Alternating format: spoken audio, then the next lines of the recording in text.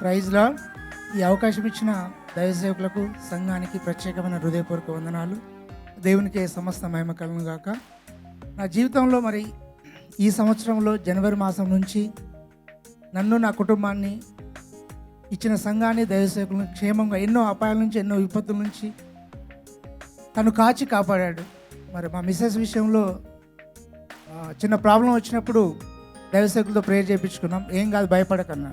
దేవుని మహాకృపను బట్టి, దైవసేవకుల మాటను బట్టి, దైవసేవకుల ప్రార్థనను బట్టి అయ్యగారికి ఎమ్మటి మెసేజ్ పెట్టగానే ఇలా ప్రాబ్లం ఉంది అయ్యగారు, మరి చాలా ఇబ్బంది పడుతుంది అనగానే ఎమ్మటే ఆడియో రికార్డ్ చేసి పంపించారు. అది డైలీ 3 times పొద్దున, మధ్యాహ్నము, సాయంత్రం ఆ ప్రేయర్లో విన్నప్పుడు అద్భుతంగా 3 వారాల్లో అదంతా క్యూర్ అయిపోయింది. గడ్డ అది దాచడం ఎందుకు, స్ట్రెస్లో గడ్డ అయింది. గడ్డ అంటే క్యాన్సర్ అంటారు, భయపడతారు. కానీ ఏం భయపడకు, దేవుడు అద్భుతం చేస్తాడని అయ్యగారు ఒక మాట చెప్పారు. ఆ మాట మీద విశ్వాసంతో మేము ఉన్నప్పుడు దేవుడు అద్భుతంగా 3 వారాల్లో అది ఏమి లేకుండా తగ్గిపోయింది. ఇంత గొప్ప అద్భుతం చేసిన దేవునికి మనం సాక్ష్యం చెప్పకపోతే, దేవుడు అప్పటి నుంచి ఫస్ట్ వర్షిప్, సెకండ్ వర్షిప్ నుంచి ప్రేరేపిస్తున్న కొద్దీ నేను దాటేసుకుంటూ వచ్చాను. థర్డ్ వర్షిప్లో చెప్దాం అనుకున్నా, బయటికి వెళ్ళాల్సి వచ్చింది.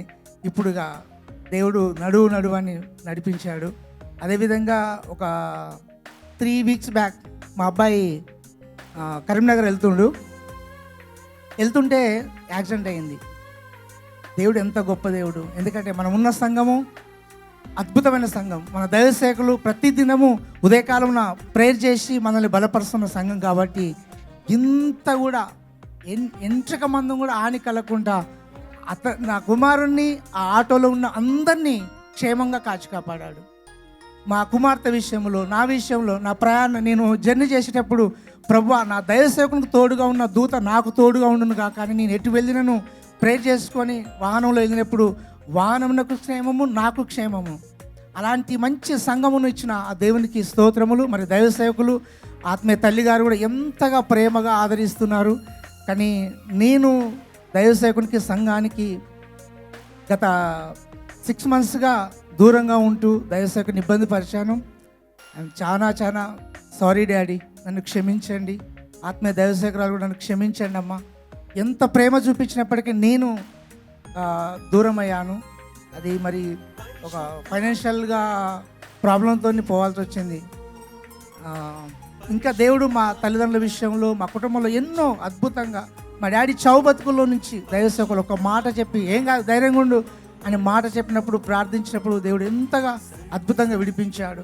వేరే వాళ్ళకు బాగలేనప్పుడు కూడా అయ్యా మరి ఇట్లా మా వాళ్ళు బాగలేదయ్యా అని చిన్న మెసేజ్ పెడితే వెంటనే నా దైవసేవకుడు నాకు స్పందించి ఎన్నో మార్లు నాకు ప్రేయర్ రికార్డ్ పెట్టినప్పుడు అది వాళ్ళకు వెంటనే పంపించగానే అన్న థ్యాంక్స్ అన్న, దేవుడు అద్భుతంగా స్వస్థపరిచాడు, వాళ్ళు బాగుపడ్డారని ఎన్నో మార్ల ఇలా సాక్ష్యం నేను విన్నాను. ఇలాంటి సంఘాన్ని వదులుకోవటం అంటే దురదృష్టం అండి. ఎంతో ఫస్ట్ వర్షం నుంచి దైవసేవకులు చెప్తున్నారు సాక్ష్యం చెప్పండి అని. ఎంతోమంది రాలేకపోతున్నారు. ఎందుకంటే మనము రాత్రి పడుకొని ఉదయం లేచామంటేనే గొప్ప సాక్ష్యం అండి. అది గొప్ప సాక్ష్యం. దైవసేవకులు కూడా రాత్రి వాక్యం పెట్టి పంపిస్తున్నారు. నేను సాయంత్రం బాధపడతాను, అయ్యో మరి ఫైనాన్షియల్గా ఇట్లా స్ట్రగుల్స్ ఉన్నది, ఇట్లా ఇబ్బంది ఉంది కదా అనుకుంటా. ఉదయం నా వాక్యం వినగానే ఎంత సంతోషం, ఎంత ఆదరణ. నాతోనే దేవుడు వచ్చి మాట్లాడాను అంతగా నేను ఆనందిస్తాను. ఎక్కువ శాతం నేను నైట్ వాక్యం ఎప్పుడు వస్తుందని ఎదురు చూస్తూ ఆ 12 గంటలకే, ఆ 12 దాటగానే అప్పుడే నేను ఆ వాక్యం విని రిప్లై ఇచ్చేస్తుంటాను. ఈ చిన్న సాక్ష్యం దేవుడు దీవించును గాక. ఆమేన్.